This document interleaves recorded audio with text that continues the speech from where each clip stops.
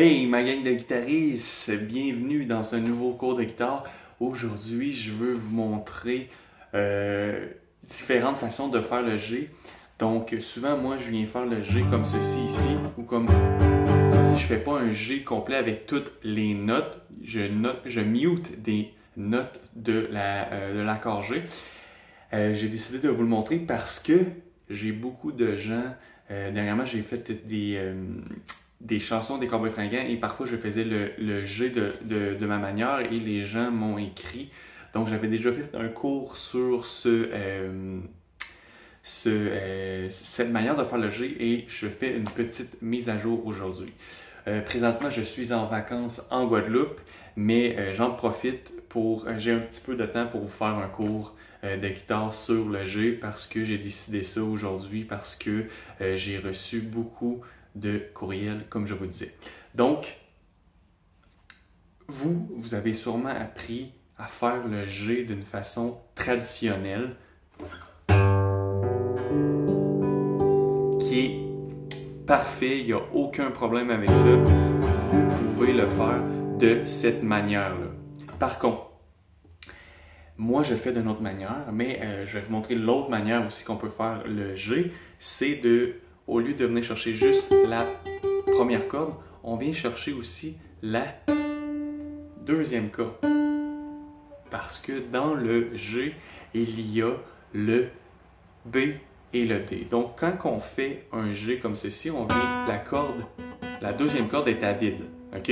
Mais quand je mets mon doigt ici, je viens pincer le D. Donc, quand la corde est quand la corde est à vide, c'est un B qu'on peut entendre. Et quand je viens pincer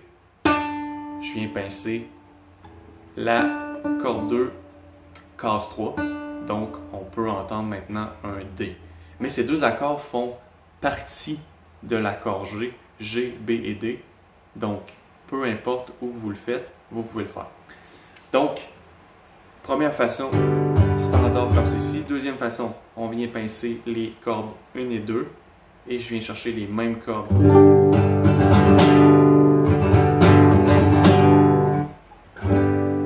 Donc, c'est une mini couleur différente.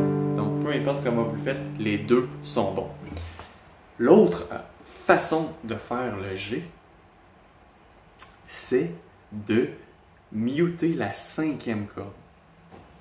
J'adore faire ce G de cette manière-là. En fait, je le fais plus vraiment comme ceci ou de cette manière-là. Je viens toujours muter la cinquième corde. Comment je fais ça? Donc, j'installe mon troisième doigt et je viens de porter sur la sixième corde, troisième case.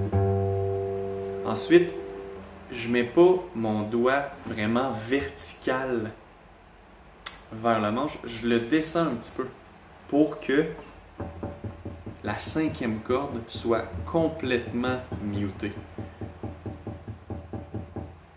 Puis ensuite, avec mon petit doigt, je viens chercher la première corde.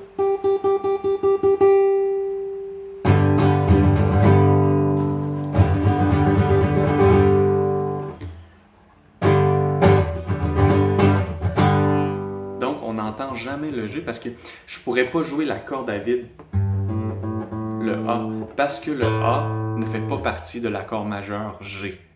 Donc, je dois le muter ou venir chercher la deuxième corde en pinçant, la cinquième corde en pinçant la deuxième case. Comme je vous disais, j'aime mieux le faire comme ceci. Je le fais, c'est plus rapide pour moi. Je trouve que ça sonne super bien aussi.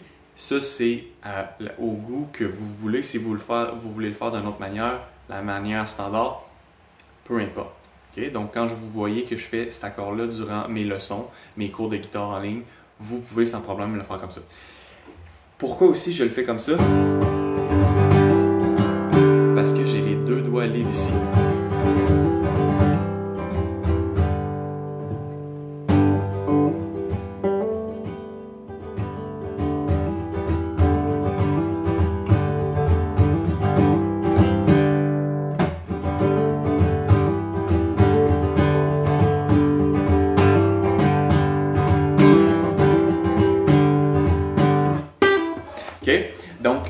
Puis, c'est ça, ça donne ces deux doigts libres pour faire quelques petites notes supplémentaires avec le G.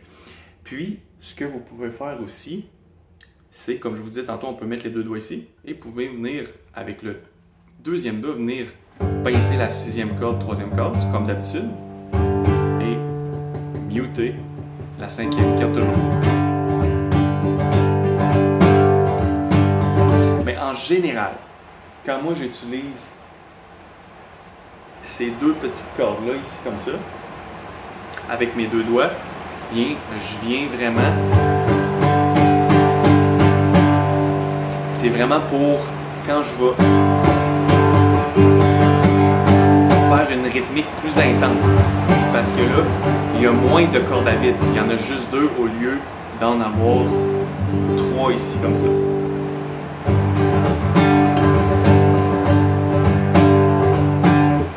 Donc, pratiquez-vous. Vous allez voir qu'au début, j'aimais plus ou moins ça, jouer de cette façon-ci. Mais lorsqu'on se pratique un peu, ça devient vraiment agréable de faire cette manière. Excusez-moi là, si vous entendez mal, là, il pleut énormément dehors. Tempête tropicale. Donc, comme je vous disais, ça devient facile éventuellement de le faire de cette façon-ci. Et je trouve que ça sonne super bien. Donc, c'était juste un petit rappel pour vous indiquer que quand vous allez voir ça dans mes cours, de ne pas paniquer, vous pouvez le faire de la façon que vous voulez.